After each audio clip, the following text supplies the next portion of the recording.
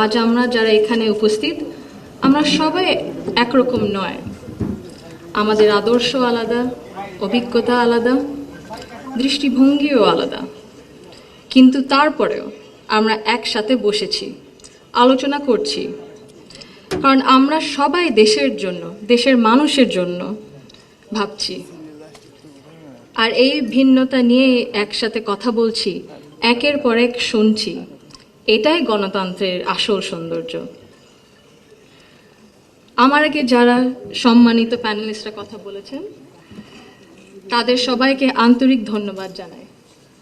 আপনারা অনেক কিছু বলেছেন, হয়তো বা আমিও বলে ফেলবো। সো আমাদের একটা মাইন্ডসেটে আই থিঙ্ক সিমিলারিটি আছে। আমার খুব ভালো লেগেছে শুনে।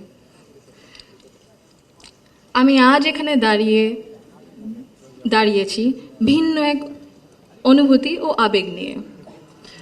বাংলাদেশের এই পলিসি লেভেলটায় আমার প্রথম বক্তব্য এটা। আমি এমন কেউ নয় যার কাছে সব প্রশ্নের উত্তর আছে বা সব সমস্যার সমাধান জানা আছে। তবু আমি বিশ্বাস করি, নিজের ছোট্ট জায়গা থেকেও সমাজের জন্য, দেশের জন্য কিছু করার আন্তরিকতা আমাদের সবার মধ্যে থাকা উচিত।